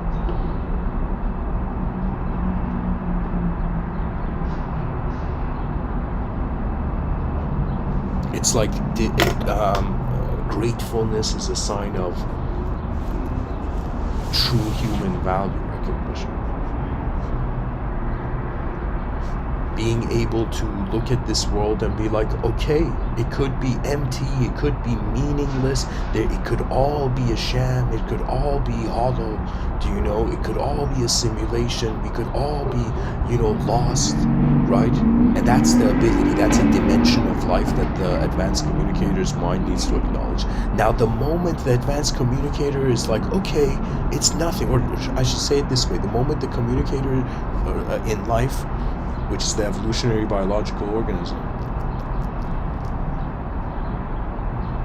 the moment you're content with absence, it's as if the person's like, look at that bird just flying, you know, I'm gonna let it be, and look at all this emptiness and absence of meaning in the world, I'm gonna let it be. So it's as if your mind becomes content with the simple unknown. This is emptiness, okay?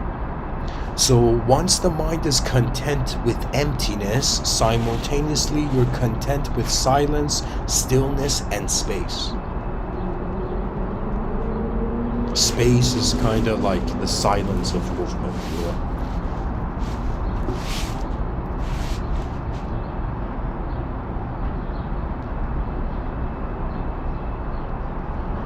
Upon being able to look at this life and be like, okay, it doesn't mean anything, the mind then goes to another dimension, where this is the dimension of what I have termed the singularians. There's people on the planet who are living like this, where to them everything is one event. It's as if like everything, truth is just everything being, you know. It's the ability of the mind to see an individual self, an individual world, an individual, any word you put after it.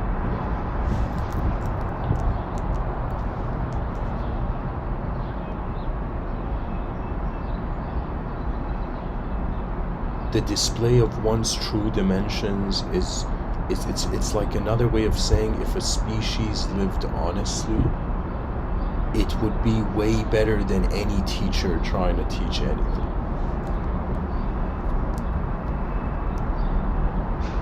The mind has a relationship with nothing, with zero. The mind has a relationship with the singular. Anything that could be singled out, focused, zoom in, concentration, anything that is singular, of like the ability arises from a singular being, you know. And then the mind, this is where we are now in 2022. This is the third dimension, important to acknowledge, you know, which is pretty much, I'm telling people, this is how conception can move. It can move to nothing, it can move to singularities, it can, and now for the human mind, because we are considering we're a self in a world, because we're considering, you know, the ego is no longer myth for modernity. Duality is the game of the biology and the game of the I would say the personality. That means good, like, just think of the yin-yang symbol implemented in everything you see. That means if you thought you were a good person, your mind is showing you how you can also be a very bad person. And if you're being a very bad person, and the only way you're knowing very bad, because you know you're being very bad, is because some part of your mind has already considered what is very good. So it's another way of saying that before the free will makes a decision, all the information that the mind has accumulated, it is attempting to be.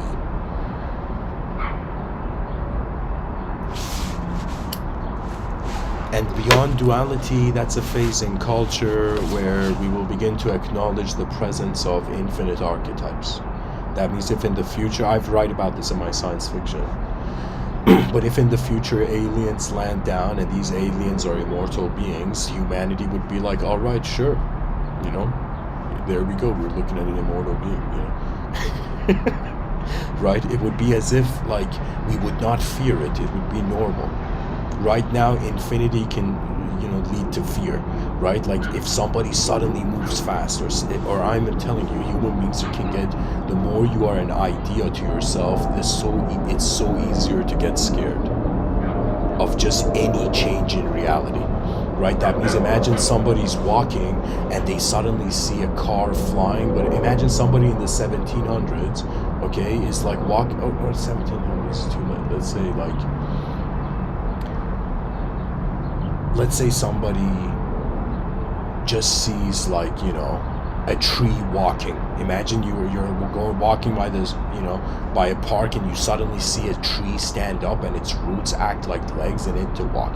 Like that would be such a sudden shift of how the context of the world was held, where it could give a person like a heart attack or something. Do you know what I'm saying? Like it could shock the system to its incapability, right? But the reason I'm giving you that example is because something from the world suddenly changed, and the past didn't know what to do, so the present that relied on the past was found in paralysis. Really, without a future, what are we all doing here? You know, it's like, why is humanity breathing if it doesn't care about its future? Like, that's the silliest thing, you know. And they should have the saying that anybody who enters the educational system, they need to care for the unknown. They need to care for all the new dimensions of perception that will enter the system to advance it. You see, it's as if instead of giving children single assignments in schools, they should be like the main assignment is, how do we efficiently build an advanced civilization in the shortest time period, right? And all right, kids, you want scholarships, solve these problems, you know. But the educational system is literally like, has become like the, you know, the fooled younger brother of the economy.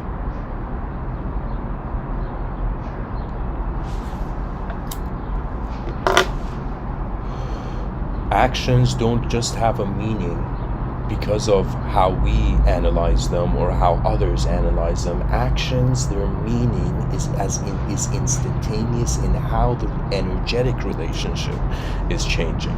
Do you know? It's like the person thinking about the extinction of the species, trying to fathom the extinction of the species, and then getting emotional, then asking themselves, why did I get emotional?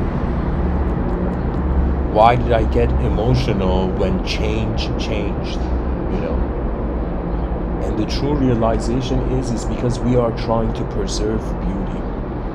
That's it. After every problem on a physical level has been solved, after every intellectual analysis has displayed itself, eventually we will just seek novelty in greater dimensions of our being.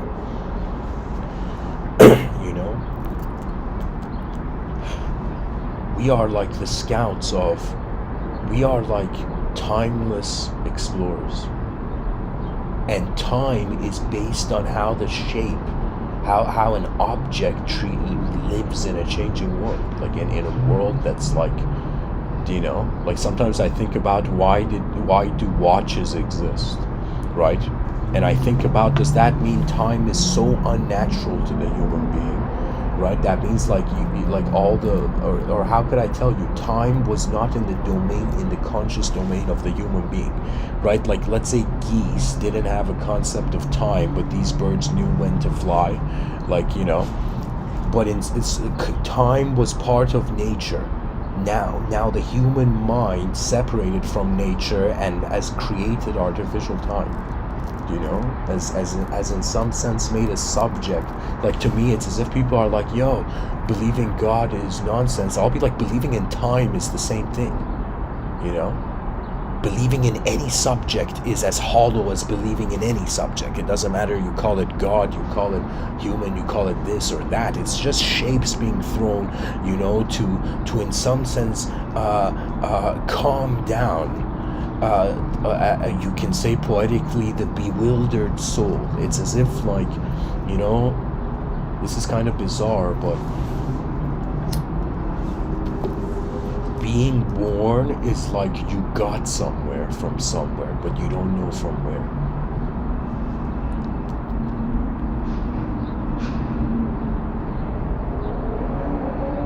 You know, Christ said the kingdom of heaven is within you. And that means anytime you go within, there is paradise on earth. Anytime you realize that it's as if it's really very, there is a romance to the world, guys. I don't know how to say it. The future can have a romantic relationship with the past, you know. Like a temporary being that has a lifespan in 100 years can suddenly feel, you know, this attraction from a future, let's say thousands of years from now. Do you know? The more we are grounded, our attention is stationed in the presence of being a collective being, it's like an antenna that expanded its range infinitely, and the moment it did, it reached a point where the ego could not fathom expectation to even desire it.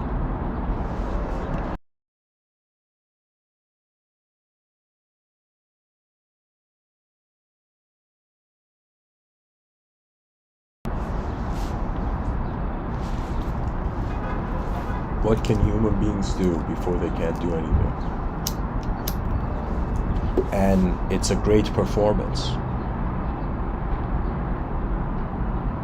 You know, I believe that civilization 1.0 right now is living so artificially that everybody should be like, okay, everyone is acting. You know, it's as if Hollywood is the echo of reality. You know. We're all actors, but the camera is our eyes instead of like some, you know, cam op running after you. Dear listeners, in the honor of the secrets and mysteries of a world that we have all appeared once in. It's like if the future isn't great, it doesn't exist. You know, to me, I don't know what it is. Anytime I feel talk about the future, guys, I feel I am serving, you know, all the kingly archetypes that will unleash in the realm. You know, that means imagine there not being there being a royalty to the spirit of how the world happens every moment. You know, there are some who open doors, and you know, there's some who hold doors, and those who try to close doors, you know, it's as if they are pulled in before they can.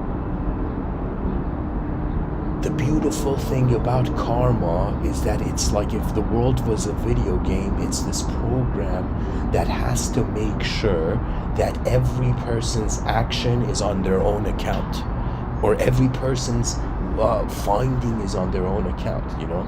On some level, like, this talk I'm giving is just the dance of my mind in the void, and on another level, it applies to based on what individual archetype.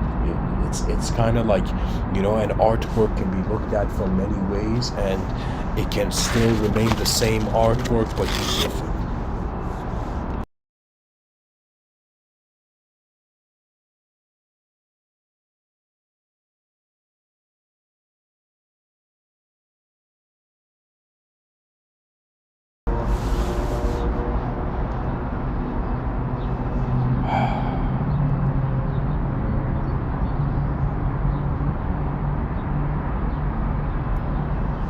Who knew the relationship of oxygen and carbon?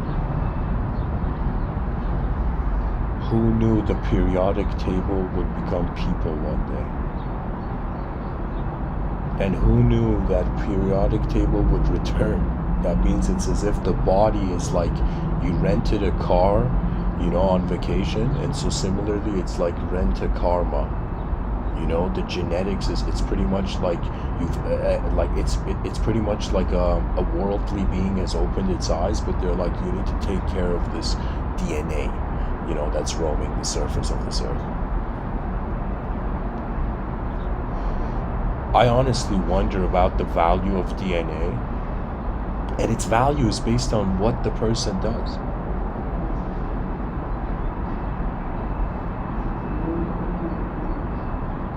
The study of worldhood has become multidimensionalized now.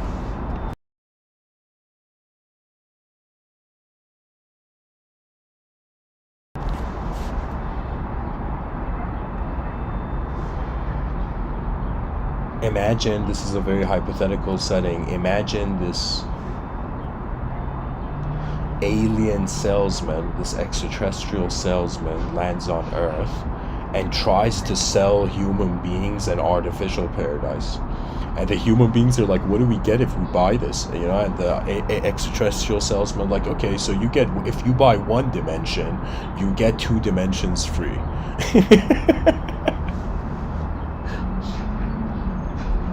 To me, like, a lot of interactions in the world is just who is telling the story of the world.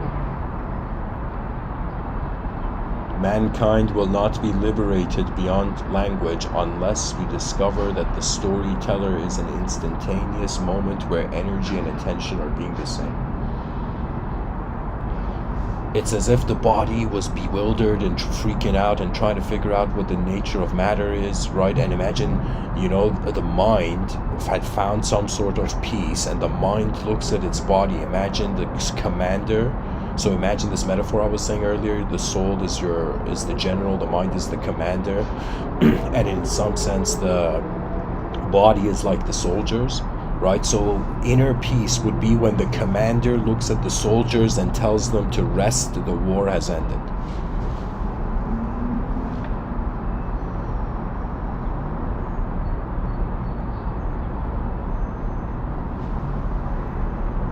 The body is freed from It's reaction to the oblivion of the void. The body is like, every person who's there, if they are considering their liberated mind, you must release your body from how should I say it? It's as if it's like if your body was your ally, it's as if you request how can I tell you? It's like when you accept matter, that means you don't just accept your physical self, you accept the physical world. It's as if the wars of the physical realm they haven't stopped, but they have returned to nature's spontaneity, to nature's rhythm. But when it comes to the mind, it's as if after the commander has ordered the soldiers not to fight, the commander is wondering why it exists. And so it's another way of saying a mind that has liberated itself beyond its body is waiting for in some sense the host, the general, to show up, right? So I am telling you, there's probably a lot of mystics where if these mystics were interviewed, there's a lot of people on the planet where if the super spiritual, hyper spiritual people, and if you interviewed them, you would realize that they have reached the point where they are waiting for the unknown to make the chess move. What I'm trying to tell you is that the honest awareness of the unknown is more valuable than the incompleteness of ideological perfection.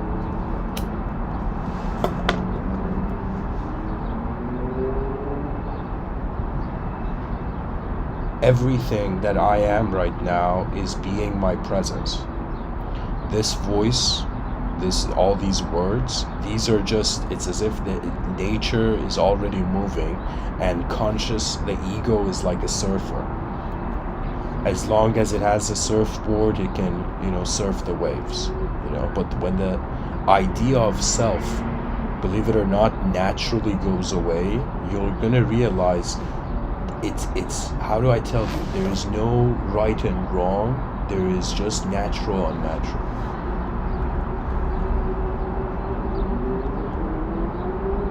Natural is innately free. The unnatural cannot feel free.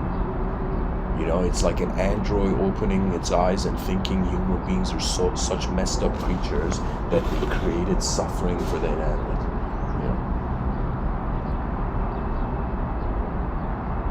Like honestly, I'll tell the future generations, love android children. Because it doesn't matter if it's like, you have like a cow mooing or an android trying to act human, Do you know what I'm saying? I'm saying that deep down we all know existence means we're all here, present. Everybody's present in the realm. Now, being present in the realm is an opportunity where there is the possibility that the moment you realize you're a self in the world, you can establish a conscious relationship with all the dimensions of the world. That means it's like the person who was a strong warrior on the physical level, they had understood nature's, in some sense, calling. Right? But now when we have on a mental level, nature's calling is to take the person not to what they deserve, but to a state where they can look at things anew. Nature is like, it's like what the human being is part of this intelligence that's endlessly trying to expand its limits. Do you know? That means if there was a hidden truth of let's say the soul of souls behind the eyes of everybody, where it was as if there was one universal being regardless of how many universes, right? It would be another way of saying that every individual conscious activity is simultaneously being a collectively conscious activity. It's like the individual doesn't know that there's bigger eyes in the room. These eyes are not like I'm not talking about biological eyes. I'm not talking about like what was it, the 10th angel, the Oraphim in Christian tradition, you know, in Christian thought. I am talking about sight not being bound by shape, instantaneously being the only state where freedom can be. Right? It's as if you were unfree from the beginning of your life, it's as if before the concept of life, the freedom is there. You know? Some people think after this life, the freedom is there. They don't realize freedom is nature. That means it's like if you consider an imperfect creature to the concept of, let's say, through the theological lens, to the concept of God, it's as if perfection cannot create imperfection.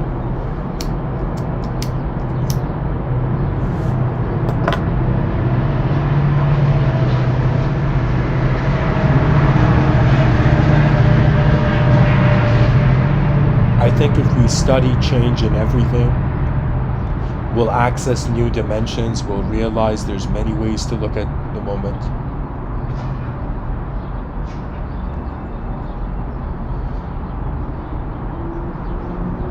Like, there's ways every person's mind can function that they don't even know yet, or maybe nobody knows yet. You know, it's every person should in some sense establish a relationship with a collective future honor.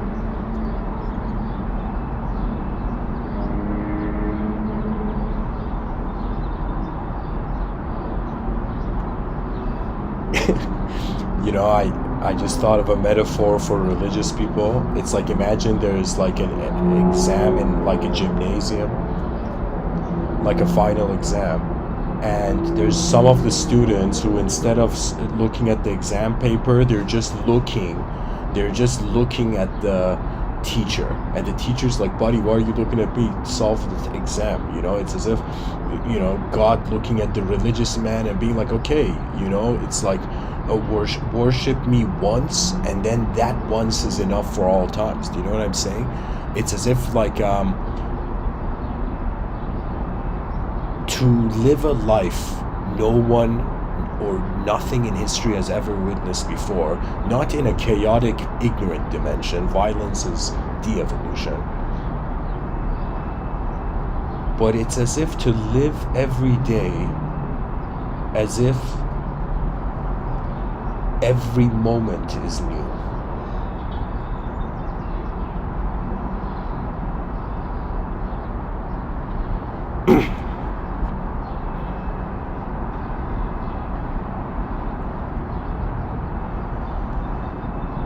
The human mind gives us an ability to just overlay any perception on the outer realms, right? The inner realms is like the person's private art studio, right? They can wonder about all their memories and in some sense wonder who they have been, you know? You know, sometimes it's not just about what kind of memory you have, it's in some sense like how the memory took shape, you know? What we don't realize is because the brain has a simulating nature, every moment that a person does something, they are doing it actually as if they are performing. It's like a simulation. It's like, that's what expression is, right? It's kind of like the explanation of the psychology of somebody who wants to explain something that's really long, and then he gets interrupted, and then he starts from the beginning, and everybody's like, why are you starting from the beginning? Because the nature of the mind, that when it chooses to engage with some, let's say, inner realm, so when your attention wants to use your imagination, what it does is that it simulates a scenario where it exists and then observes the existence disconnected to the past. And that becomes novelty. So it's like another way of saying, like, novelty can be somebody exploring a new world, or novelty can be looking at the same world in a new way, you know, which is rendered as an inner world, you know. Study change, you will be led to the changeless. You experience the changeless, you will realize the value of change. Dear, you know, truth seekers, it's a round circle. You know, pretty much, it's like an ego suffers biologically, and then thinks that in order to surpass the suffering of the biology, it needs to transcend. Okay, but then when it transcends, it realizes the summit, the purpose of the summit is to, in some sense, be the edge for the bottom, right? It's another way of saying the great, it's hilarious. It's as if like enlightenment is like saying a character in a story decided to become like the storyteller, but when it became the storyteller, all that was left was to tell the story. Do you know? That means whether you're the, let's say you're the video game character, or you're the mysterious awareness that's playing the video game, you know, it's as if either way this event is required to take place. So it's a full circle. So it's as if like what was the source of your suffering becomes your divinity, because there is an inseparability of individual activity with collective truth. You know what I'm saying? Like a person could want the earth, like believe in the earth turning the other way, but the earth is like, no, I'm going to turn this way, you know.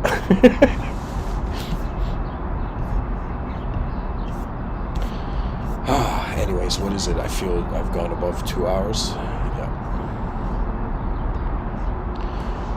You know, if people were like, how long did this 2 hours feel to me?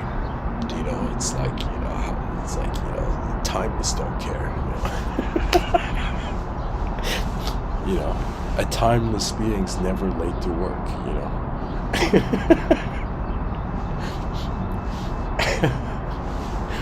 Anyways, guys, thanks for listening. And 9 p.m. Saturday, Sundays, there's Discord events, you know. If you care for philosophy, you know, care to check it out.